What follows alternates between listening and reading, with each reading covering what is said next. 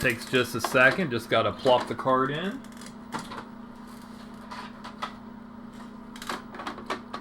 Now last year when I did this, my cart glitched out.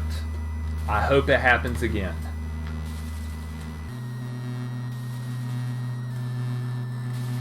But yeah, this is, now there's a manipulation I do on power on. And if I don't get it, I will reset and do it again, because if I fail it, this will save like 30 seconds. So, I'll let you all get caught up with the string game, and I'll just go, I can go whenever you want me to, just let me know. Okay. I'm going to power off and power on for the manip. I have to start on the first frame I can. And go. We got it. Okay, Nightmare on Elm Street. I've done this for every Best of NES since it's been going. Since 2014. This was actually the first game I ever did in a live marathon. Back in my early days of speedrunning.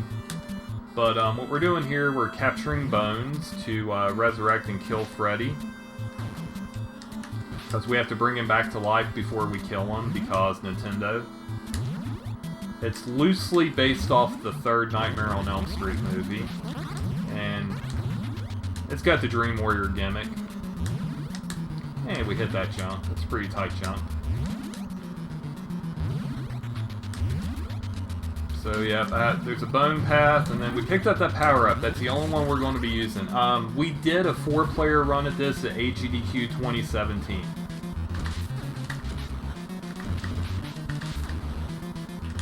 Oh, yikes. My timing's off on mashing. Okay, that's the first house. If we did the manip correct, we will get in the second house. And if we did it wrong, we lost 14 seconds. And we did it correct. I figured we did. Yeah, 4 players on this game. It goes from frames per second to seconds per frame, to quote Dragon Dark. It goes really slow, especially through this section. Look how much it slows down just... Well, I think... Okay, it slows down a little bit. The bat didn't follow me. But it creeps.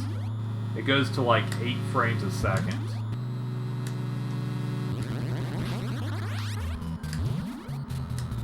But yeah, we'll be using the Acrobat power-up only. There's 2 other power-ups, the Necromancer and the Ninja, but they're just too slow.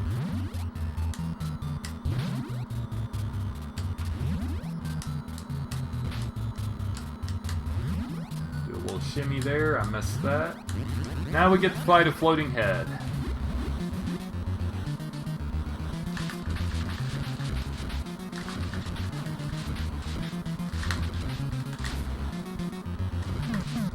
Well, we didn't die. Okay. Now we're on to the third house. The first 3 houses are random, and that's why I did the manipulation at the start. So I would know the house order. Everything else is planned out, but the first 3 houses are random unless you start the game on the first frame. But that changes. If you're running it on a front-loader NES, it works. You have to do a different manipulation for top loaders, and if you're playing on a Famicom with an adapter. Because you need one that resets, the front loaders reset RAM on power off. Has something to do with that.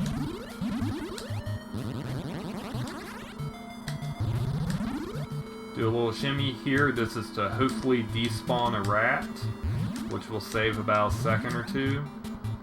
And it did! We despawned the rat, yay!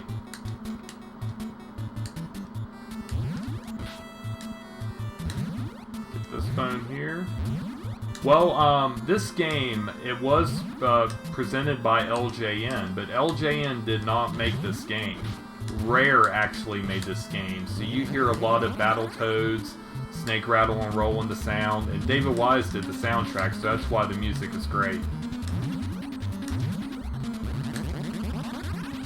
That was a really good stage.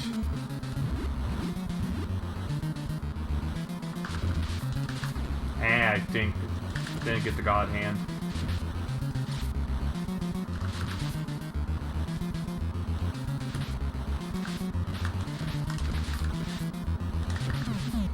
We'll take it. Yep. But yeah, Rare actually made this game. And it's actually not bad. Now, there is a sleep meter, as, Groxley, I mean, not Groxley, who pointed that out?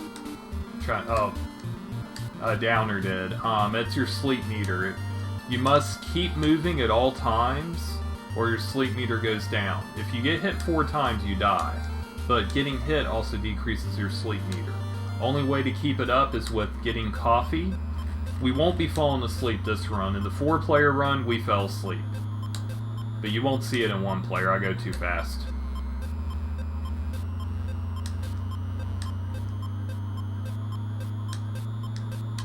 Okay, the graveyard's, the junkyard's a pretty fun stage.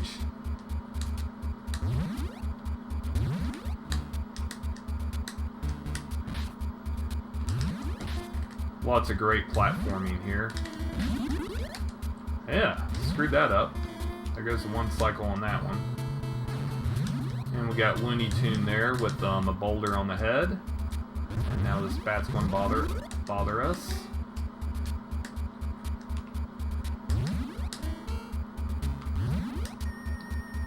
Yeah, all platforms are on global timers, by the way. I mean, not global. They don't spawn. They're on a fixed timer as soon as they spawn. So if you spawn in, despawn it, it will start at the same point. So I always know where my platforms are going to be. That's not the problem. Enemies can be somewhat random. Those rocks are very random. Hidden bone there, just easy to miss. It's a prequel to it, TV Troops.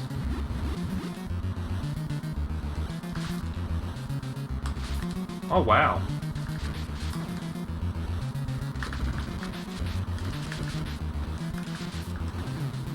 That was not good.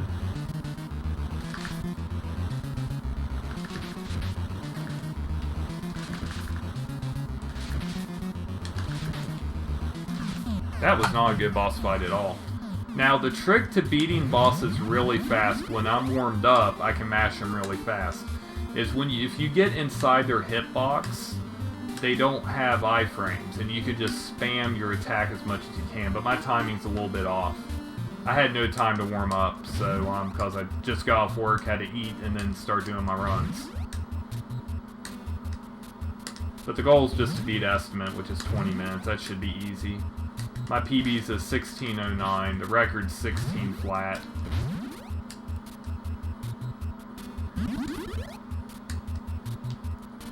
Sub 16 is possible, but it pretty much requires a deathless run.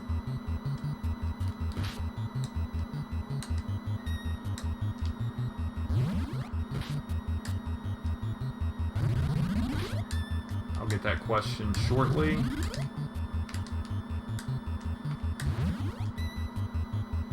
I get to the boss.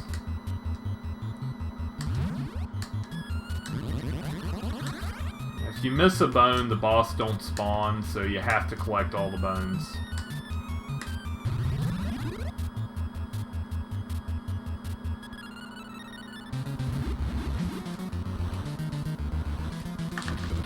The different forms do have different movement, but they're slower.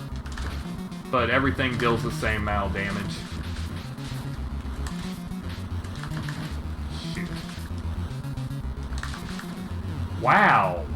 Reaction time is not good today. Well, that's what I get for driving around the country in an hour playing Knight Rider. They probably are. Like I said, that was made by Rare too. Okay.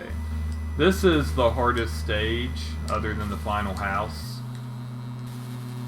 Because this is not hard from randomness, this is just hard platforming. And these water droplets will troll you because they're random. So you just gotta pretty much react to them. Yeah, a lot of spooters and nope ropes in this game.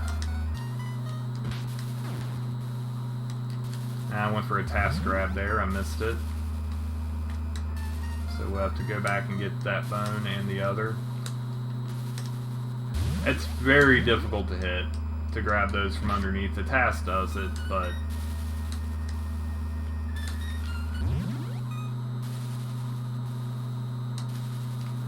I am not tasked. And that's a buffer jump. If you just hold jump and you'll go right through the wall. Really easy to do.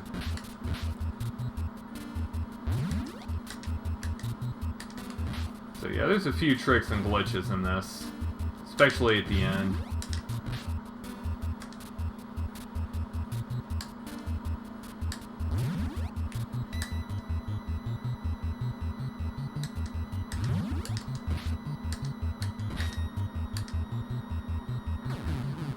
That's a planned death.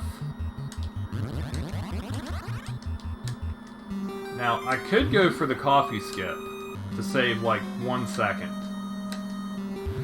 But it's a marathon, I'm not going to do it because we don't want to fall asleep. Well, we just got hit there, so I do need to get the coffee. Yeah, that saves like a second skipping that, but it can wreck your run. Because you will fall asleep if you keep taking damage. Unfortunately, power-ups don't stack. At least I don't think they do. But I've had some weird things happen with boss kills. They could stack. Okay, this is what I like to call the gauntlet. Spikes are random. Spooters are not random. But the spikes and water droplets are.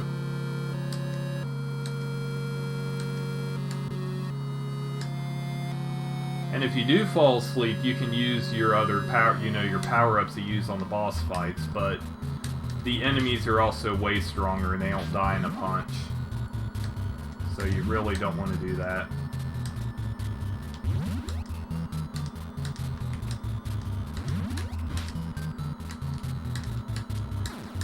A little late on that one. Still got that cycle.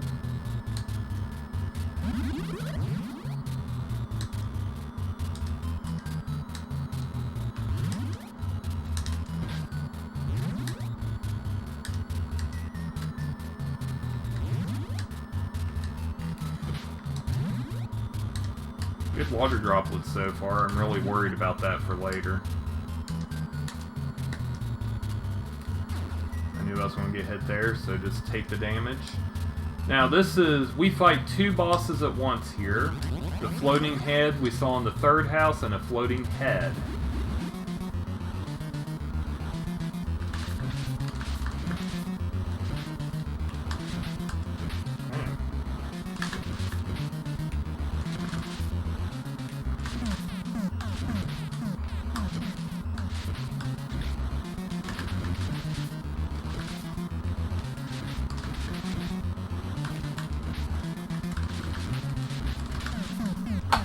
Okay, that could have been a lot worse, but we'll take it.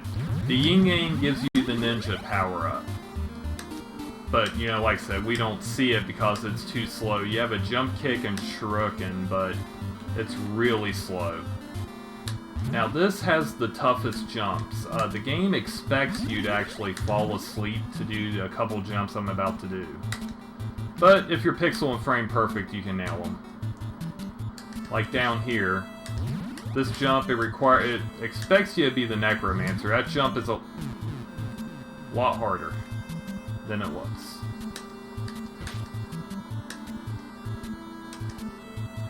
No, while he is being damaged, they cannot hurt you. That is correct.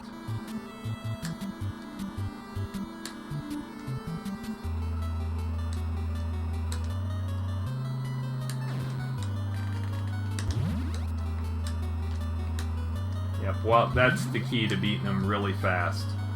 It's like my PB for this game, it's definitely a good watch.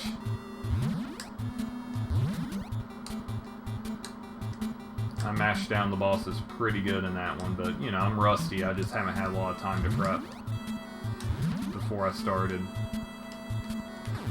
Huh? Okay. We'll just wait another cycle.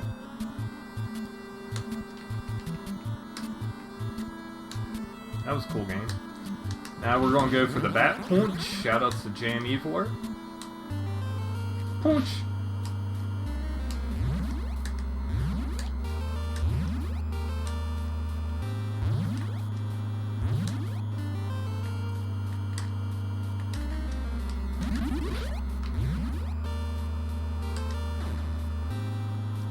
Now this is the locker jump. A lot harder than it looks as well.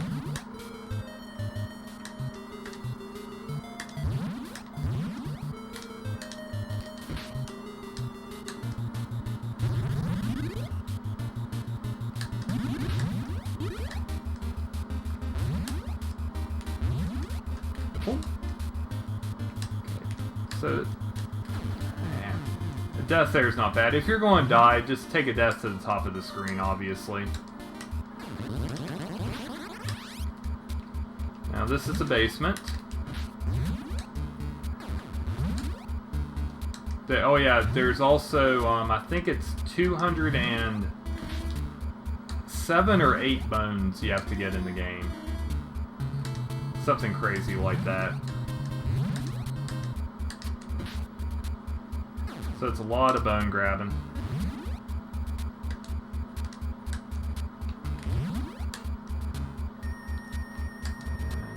This part's a lot of fun here. I was going to be taking a death anyway, it's just a little sooner than I wanted to.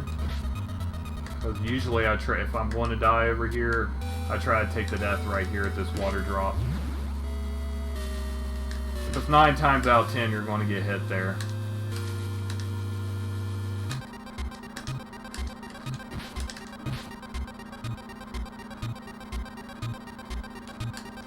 Yep, I think it's the amount of bones is equal to what's in the human body plus 1. It's something like that. Okay. Now we gotta do some glitching, but first we have to beat this boss. This is a boss rush.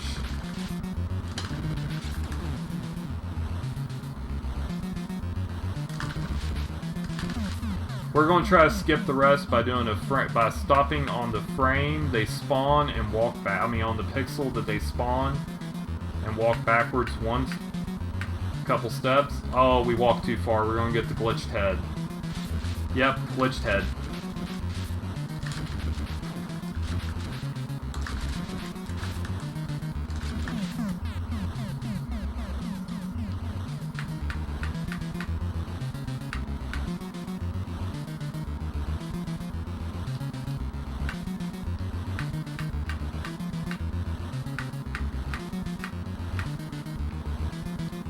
This is the important one.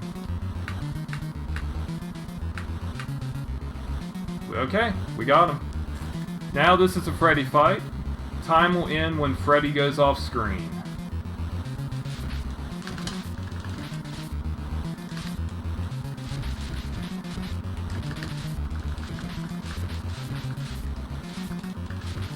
And time. Well, 1738-ish, not bad. Yeah, the boss skips were discovered by, I'll tell this quick story real quick while they get set up, but how the boss skips were discovered. The Strawl spawned the extra Freddy head that you saw, the backwards head. Well, Rayquaza despawned a boss. I went back and looked and found out how it was done, and then everybody, Jam Eviler, a lot of people came in with setups. So that's how that works. But yep, that is my block for Best in NES this year. I do appreciate it. Thank you all for having me once again. Mythical, Bad Breaks, Dexter, everybody, thank you all for having me a lot. I appreciate it every year. And we got some more games on the way, so stick around, have some fun everybody, and enjoy everybody destroying some old school video games. Have a good day, and see you all around.